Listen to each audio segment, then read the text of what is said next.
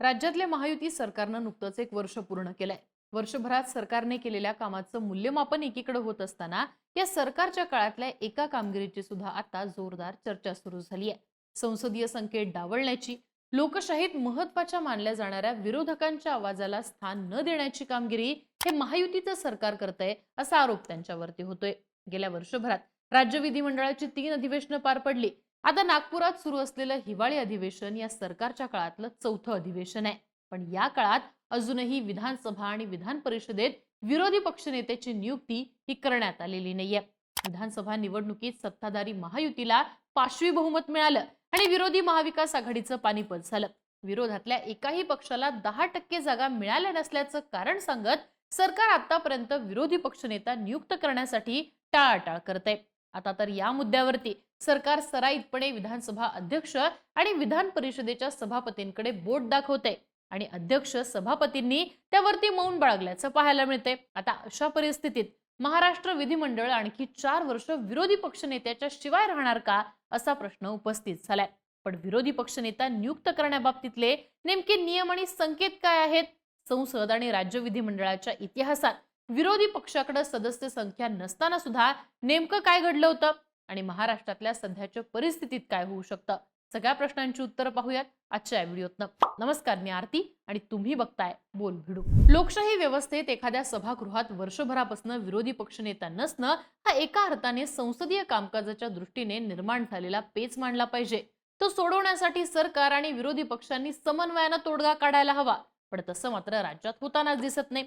खरं तर विरोधी पक्षनेतेपद हे केवळ राजकीय पद नाहीये। सरकारवरती नियंत्रण ठेवतानाच निर्णय प्रक्रियेत समतोल राखणं आणि प्रसंगी सरकारला जाब विचारणं ही विरोधी पक्षनेत्याची जबाबदारी असते।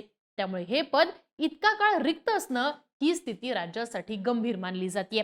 राज्य विधिमंडळातल्या विरोधी पक्षनेत्याच्या नियुक्ती बाबतीत सुद्धा सरकार 10% सदस्य संख्येच्या कथित नियमावरती बोट ठेवते, पण त्यासाठी पाळल्या जाणाऱ्या संकेतांकडे मात्र सोयीस्कर डोळे झाक करते असा आरोप विरोधकांकडून केला जातोय।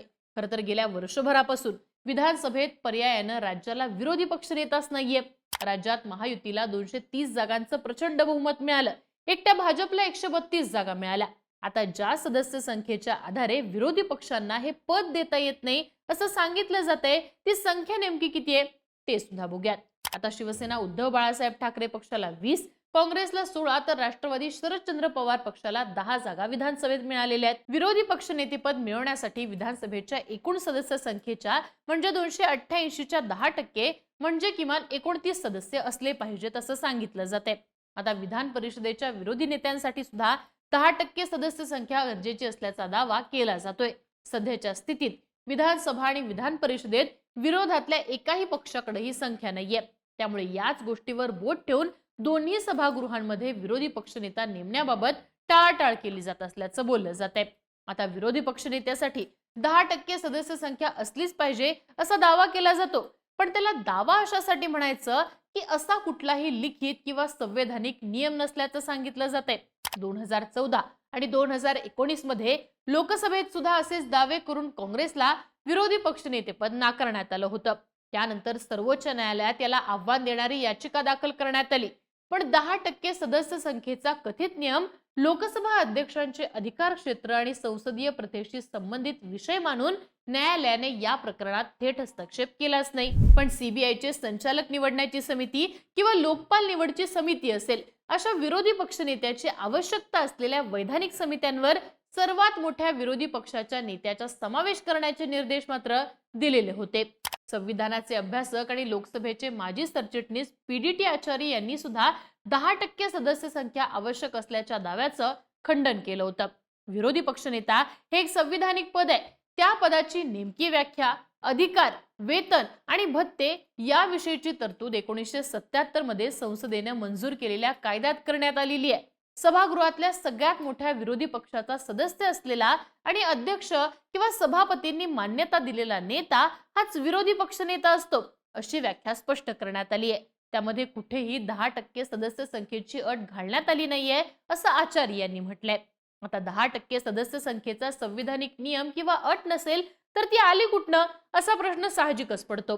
त्यासाठी 1969 पर्यंत मागे जावं लागतं। त्यावेळी विरोधी पक्षनेत्याच्या नियुक्तीसाठी किमान 10% जागा असाव्यात अशी प्रथा केंद्र सरकारने लागू केल्याचं सांगितलं जातं. पुढे 1977 मध्ये विरोधी पक्षनेत्याला कायदेशीर दर्जा मिळाल्यावर ती प्रथा रूढ झाली, पण या प्रथेला अधिकृत नियम म्हणून मान्यता मिळाली नव्हती. असं असेल तर महाराष्ट्रात कोणत्या आधारे विरोधी पक्षांना हे पद देण्याचं टाळलं जातंय असा प्रश्न उपस्थित होतो. पण राज्यामध्ये असा पेच पहिल्यांदाच निर्माण झालेला नाहीये.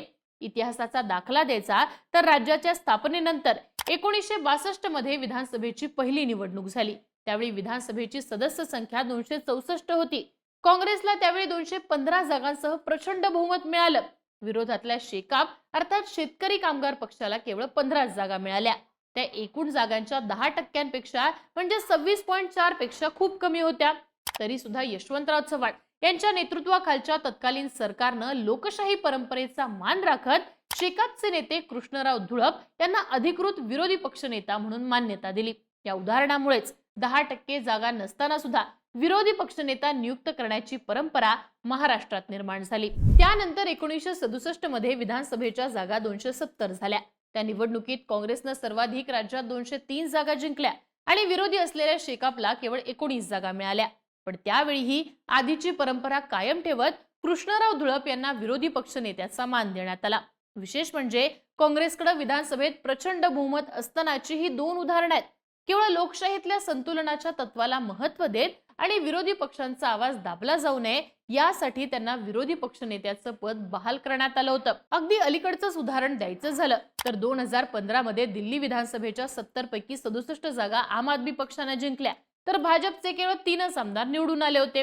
भाजपची सदस्य संख्या 10% कमी होती, तरी सुद्धा या पक्षाच्या विजेंद्र गुप्ता यांना विरोधी पक्षनेता म्हणून मान्यता देण्यात आली. आता संविधानिक संसदीय नियमावलींमध्ये किंवा विरोधी पक्षनेत्याच्या व्याख्या, वेतन आणि भत्तेविषयक कायद्यामध्ये तशी तरतूद नाहीये. याशिवाय महाराष्ट्रातच 1962 आणि 1967 मध्ये कमी सदस्य संख्या असताना सुद्धा विरोधी पक्षनेता नेमल्याचा इतिहास आहे. मग असं असताना सुद्धा आता 10% सदस्य संख्येचा आग्रह का धरला जातोय असा प्रश्न पडू शकतो. वास्तविक 10%चा जसा नियम नाहीये तसा त्यापेक्षा कमी सदस्य असलेल्या पक्षाच्या सदस्याला या पदावरती नेमण्याचा विशेष अधिकार विधानसभा अध्यक्षांना नाहीये असं सांगितलं जातं. विरोधकांकडे स्पष्ट संख्या नसताना सरकार, विधानसभा अध्यक्ष आणि प्रमुख विरोधी पक्ष यातनं सहमतीने मार्ग काढू शकतात. सध्या शिवसेना ठाकरे गट हा सगळ्यात मोठा विरोधी पक्ष आहे. त्या पक्षाकडनं विधानसभा अध्यक्षांकडे भास्कर जाधव यांच्या नावाची शिफारस सुद्धा करण्यात आली आहे. पण 2 अधिवेशन होऊ नये त्यावरती निर्णय झाला नसल्याचा विरोधकांचा आरोप आहे.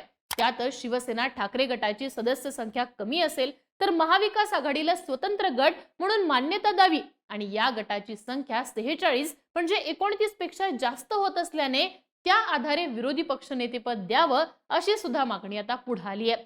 पण सरकार हे अध्यक्षांकडे बोट दाखवते आणि अध्यक्ष आधीपासूनच वेळ मारून नेण्याच्या पवित्र्यात दिसतात.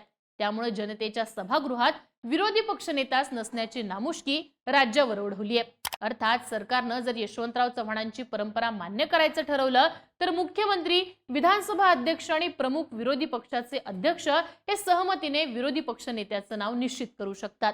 पण असं होण्याची चिन्ह दिसत नाहीयेत. या सगळ्याविषयी तुम्हाला काय वाटतं? राज्याच्या विधानसभा आणि विधान परिषदेत विरोधी पक्षनेता का नियुक्त केला जात नसावा? विरोधी पक्षाचा नेताच नसल्यामुळे लोकशाहीतल्या जनतेचा आवाज दाबला जातोय का? यावरती तुमची मतं आणि प्रतिक्रिया कमेंट बॉक्समध्ये लिहून नक्की कळवा आणि अशाच माहितीपूर्ण व्हिडिओसाठी बोल व्हिडिओला सबस्क्राईब करा.